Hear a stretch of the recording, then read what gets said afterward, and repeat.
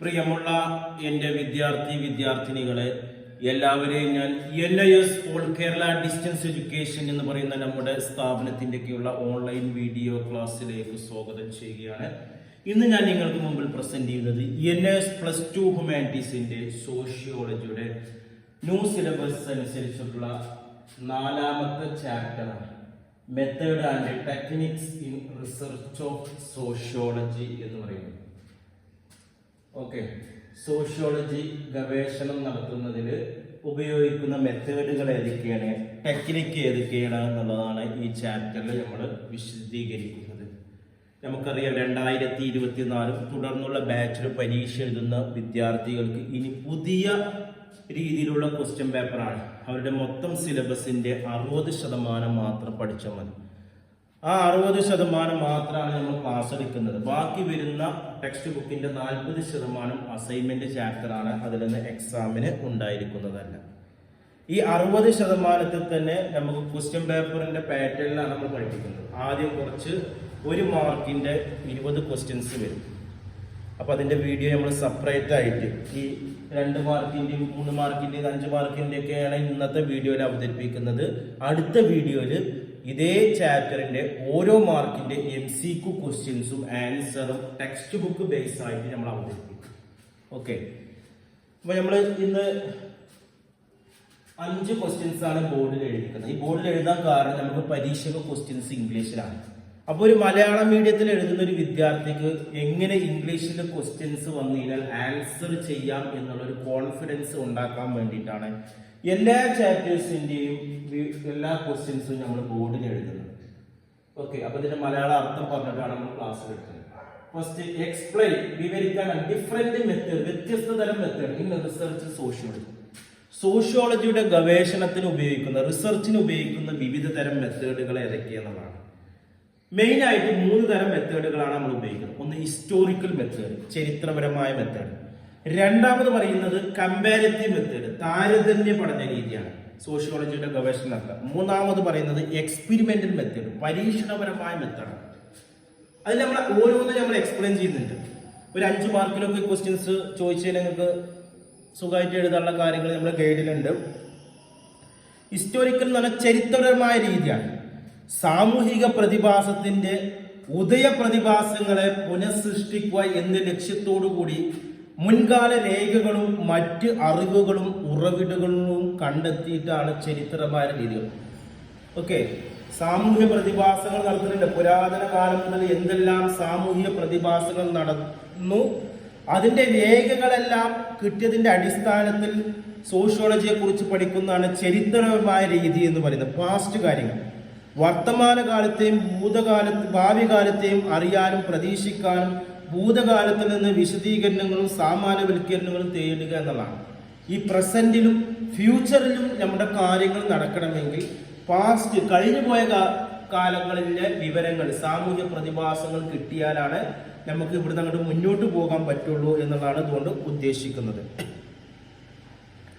ഭൂതകാലത്തെയും വർത്തമാനകാലത്തെയും ഭാവിയെയും നിശ്ചലവും ചലനാത്മകമായ ഘടനയോടെ നല്ല ചലനം ഉണ്ടാക്കുന്ന രീതിയിൽ മുന്നോട്ട് പോകാനാണ് ഈ ചരിത്ര സമീപനം ഉണ്ടാകുന്നത്.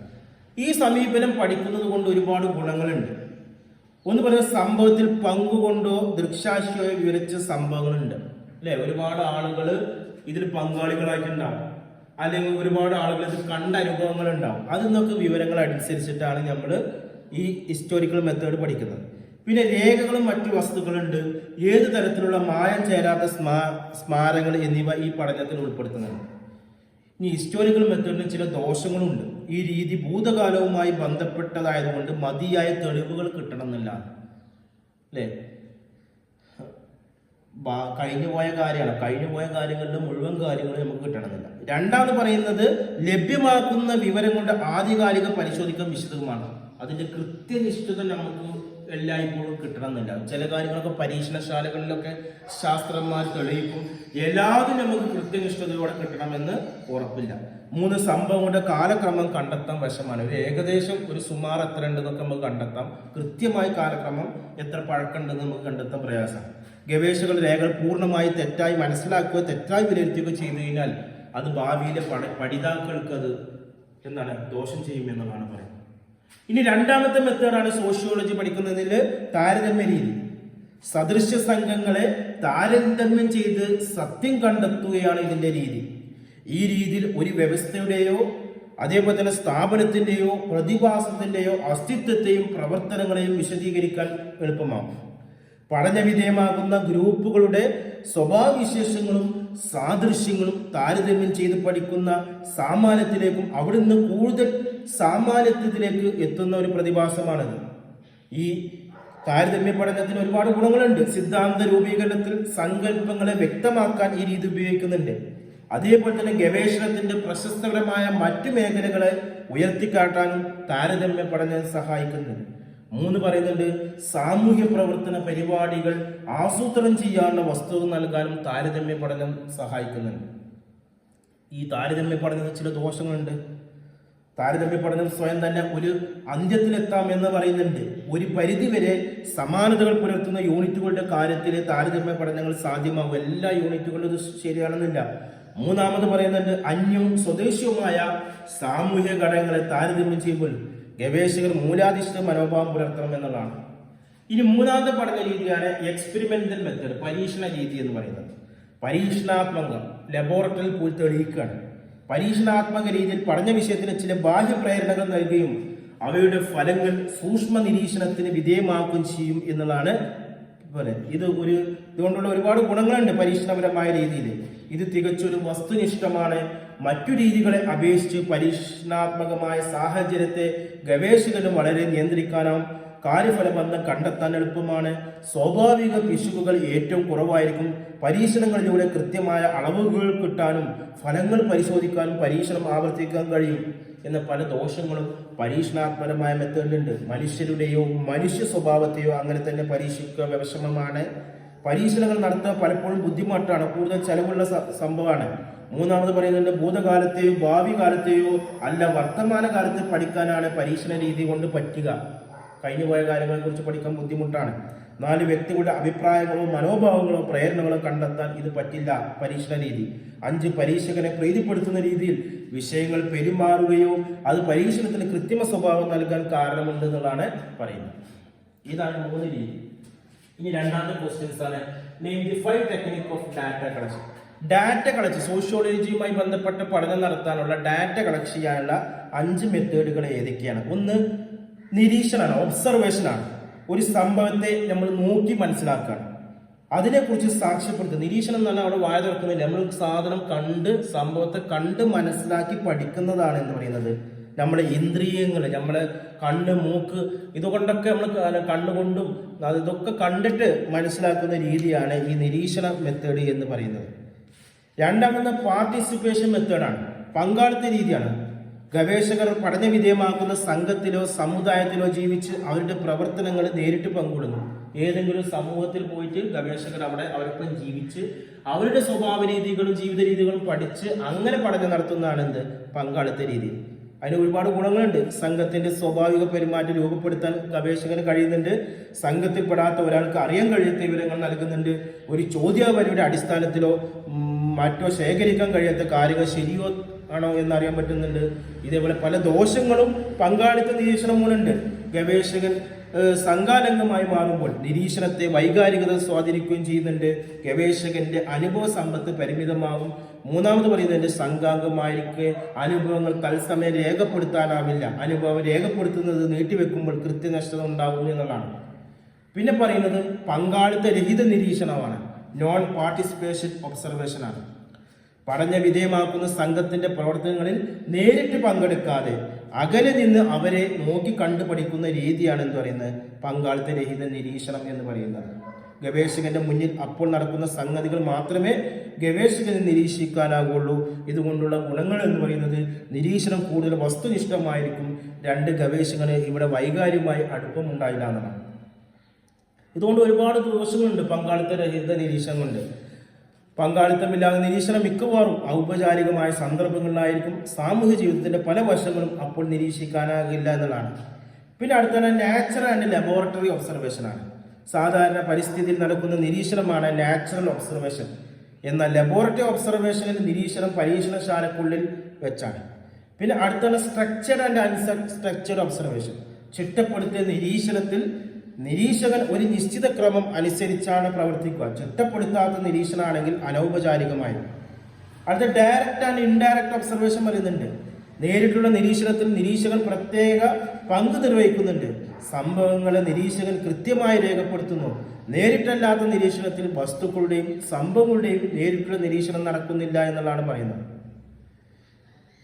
ഇനി അടുത്താണ് ഇന്റർവ്യൂ എന്ന് പറയുന്നത്. അടുത്ത ടെക്നിക്കാണ് ഇന്റർവ്യൂ.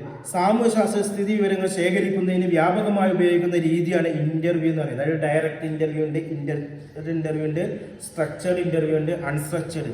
സ്ട്രക്ചർഡ് എന്നാണ് ചോദ്യങ്ങളൊക്കെ ക്രമപ്പെടുത്തി ഒരു സയന്റിഫിക് ഓർഡറിൽ ചോദിക്കുന്നതാണ് സ്ട്രക്ചർഡ്.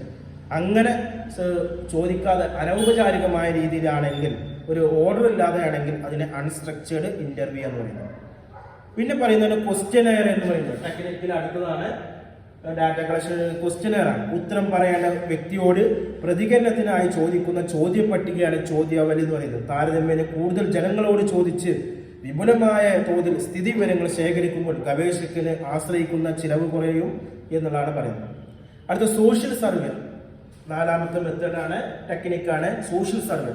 സർവേ എന്നാൽ വസ്തുത അന്വേഷണ പഠനമാണ്. അതൊരു ഗവേഷണ രീതിയാണ്. സാമൂഹ്യ സംഗതികളെ പറ്റി പരിണാത്മകരമായ വസ്തുക്കൾ ശേഖരിക്കുന്ന രീതിയാണ് സോഷ്യൽ സർവേ. കൂടുതൽ ആളുകളിൽ നിന്ന് ഫലപ്രദമായ വിവരങ്ങൾ ശേഖരിക്കുന്നതിന് ഈ രീതി സഹായിക്കുന്നുണ്ട്. സാമ്പിൾ സർവേയിൽ ഗവേഷകൻ സ്ഥിതി വിവരങ്ങൾ ശേഖരിക്കുക തെരഞ്ഞെടുത്ത ഏതാനും വ്യക്തികളിൽ നിന്നാണ്.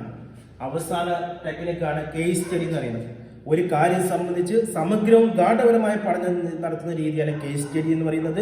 ഈ പഠനം ഒരു വ്യക്തിയെക്കുറിച്ചോ ഒരു സാമൂഹിക ഗ്രൂപ്പിനെ കുറിച്ചോ ആകാം, ഒരു സംഭവത്തെ പറ്റി, ഒരു സ്ഥിതി വിശേഷത്തെ പറ്റി, അല്ലെങ്കിൽ ഒരു പരിപാടിയെ പറ്റി, ഒരു സമൂഹത്തെ പറ്റി, ഒരു സ്ഥാപനത്തെ പറ്റി, ഇങ്ങനെയൊക്കെ പഠിക്കുന്നതാണ് കേസ് സ്റ്റഡി എന്ന് പറയുന്നത്.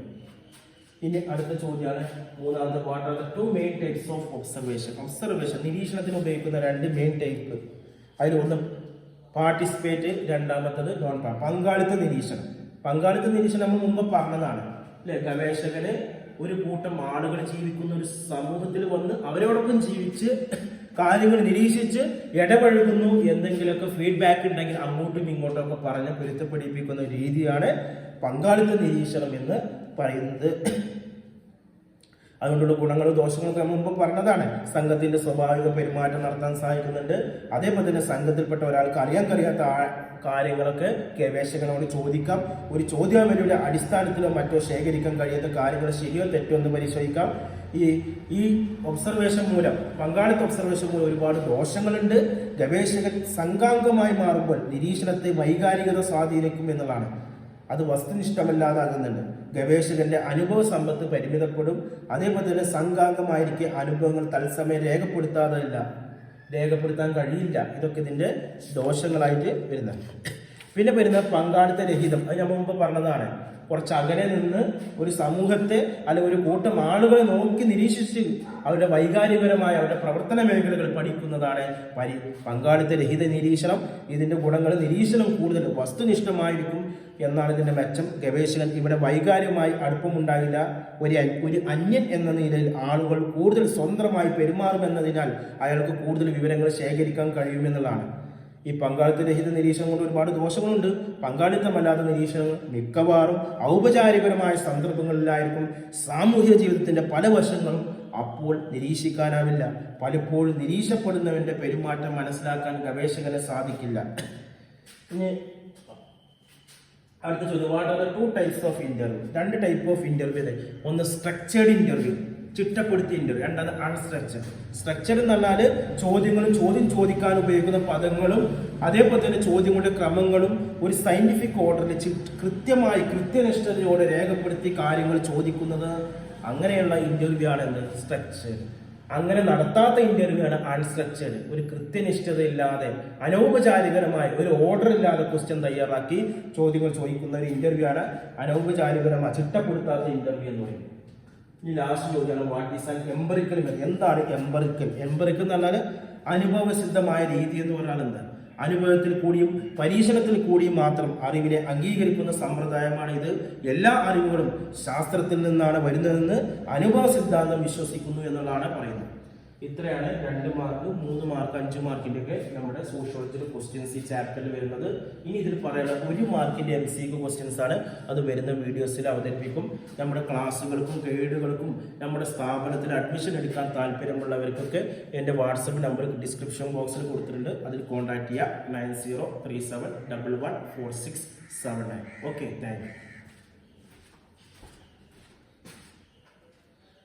അയ്യോ.